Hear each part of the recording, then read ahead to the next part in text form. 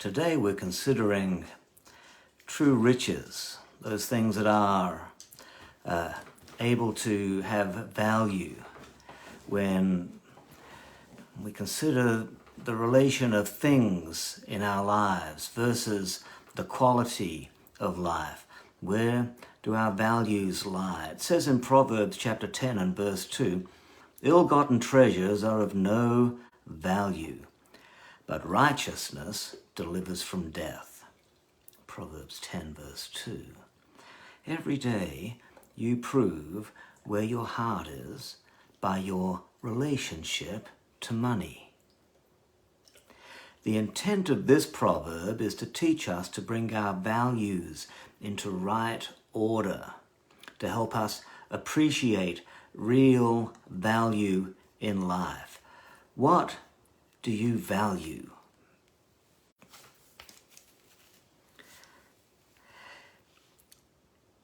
If ill-gotten treasures are of no value, as the proverb says, this means that whatever you obtain or attain, whatever you get or whatever position you arrive at, whatever you get illegitimately, has in fact devalued, diminished, deflated the overall worth of your life.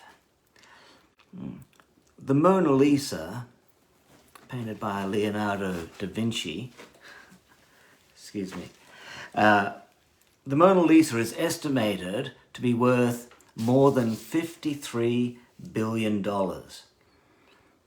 You might have it hidden in your safe, but if you're a thief and you've obtained it through deception, do not think that having the painting in your safe makes you a billionaire.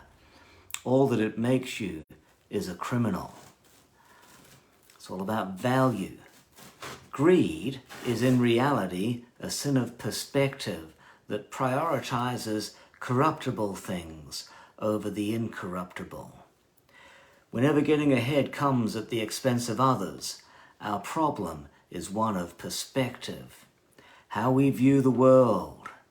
We may appear to be advancing, to be getting ahead, but we're going backwards and corrupting the world in the process whenever we try to obtain things illegitimately.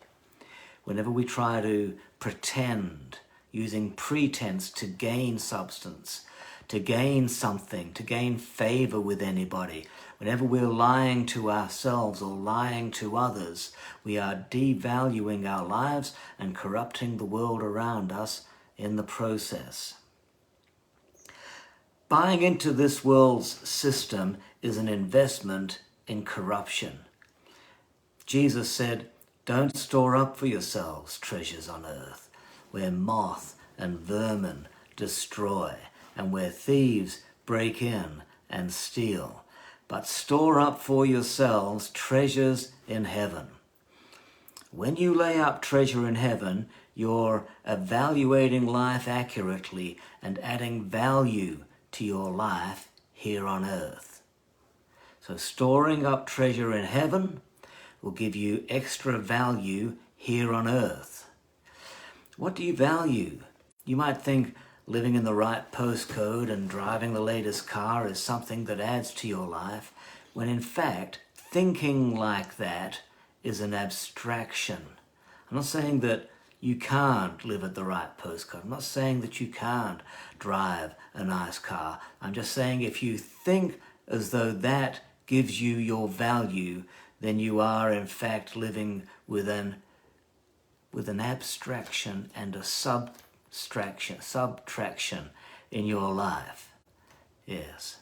For what will it profit a man if he gains the whole world, if he gains wealth and fame and success, but forfeits his soul? Or what will a man give in exchange for his soul? So ill-gotten gains are of no value. You can take nothing with you. You can't take it with you.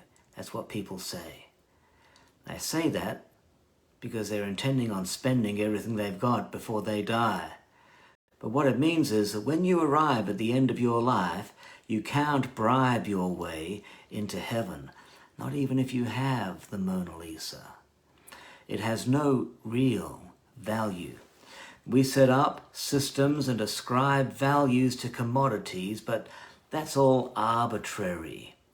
All resources are granted by God in exchange for a life that honors Him.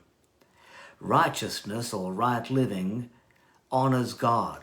So you want to use what God has given you to honor Him. Honor Him in the small things, in the small arenas, in little actions and words and thoughts, and He will reward you with big things. He'll reward you with immortal things, with heavenly riches, with love and peace and joy and hope. When we honor God by being tried and true, by being faithful and trustworthy and generous and gracious and dutiful and dependable in our world, He honors us with increased blessing and influence where we are, also with persecutions, yes, but finally with rewards in heaven. And that's where you find out the true value of things and the true value of life. And that's the wisdom that the Word of God in Proverbs is trying to build into us today in Proverbs chapter 10. God bless you. We'll see you soon for more wisdom out of the book of Proverbs.